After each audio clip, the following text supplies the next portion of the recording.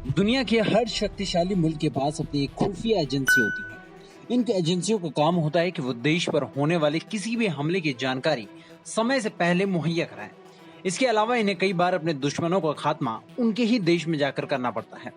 ऐसी ही एक एजेंसी है मोसाद। इजराइल की इस खुफिया एजेंसी का नाम सुनकर इसके दुश्मन कांप उठते हैं। ईरान और फिलिस्तीन के साथ हुआ तनाव अभी शांत हुआ ज्यादा समय भी नहीं हुआ था कि इजराइल ने अपनी खुफिया एजेंसी मोसाद की चीफ को ही बदल दिया है। प्रधानमंत्री बेंजामिन नेतन्याहू ने खतरनाक कमांडो रह चुके डेविड बार्निया को मोसाद का नया प्रमुख नियुक्त किया है।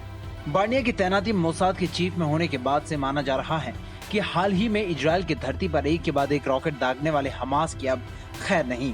क्यों, ये समझने के लिए आपको बार्निया की हिस्ट्री जाननी जरूरी है। 56 वर्षीय डेविड बार्निया इजराइल के प्राइम स्पेशल फोर्स यूनिट 269 के पूर्व सदस्य रहे थे।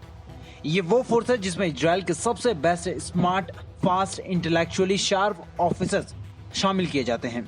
उनकी काबिलियत ने उन्हें मोसाद के जोमेट डिवीजन की कमान सौंप दी, जिसे वो पिछले 20 साल से संभाले हुए हैं। ये मोसाद की सबसे महत्वपूर्ण डिवीजन है क्योंकि इसका काम मोसाद के लिए एजेंटों की खोज करना और उनकी भर्ती करने का होता है। 1996 में मोसाद में शामिल होने के बाद 2019 में बेंजामिन नेतन्याहू ने बार्निया का प्रमोशन करते हुए उन्हें मोसाद का उप प्रमुख नियुक्त कर दिया। इसका सीधा सीधा मतलब था कि मोसाद में योसी कोहेन के बाद दूसरा सबसे बड़ा अधिकारी।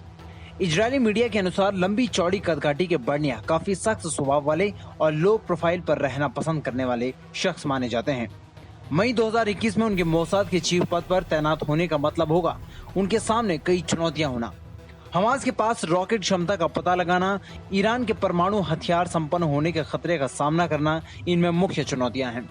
इसके अलावा पाकिस्तान, तुर्की जैसे इस्लामिक देशों की खलीफा बनने की कोशिश भी एक मुख्य समस्या होगी, क्योंकि इन दोनों ही देशों के प्रमुख इस्लाम का सबसे बड़ा पैरोकार बनने की कोशिश में इजराइल के खिलाफ लामबंदी करने में जुटे हुए हैं।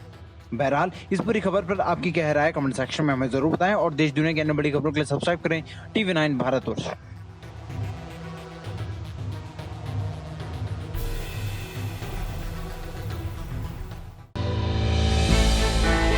हमने की गलती फिर एक बार, कोरोना ने किया दोबारा प्रहार। मास्क, 2 गज दूरी, करें अपनी सुरक्षा पूरी। कोरोना टीका हम सबको लगाना है, मिलकर साथ समझदारी से कोरोना को हराना है।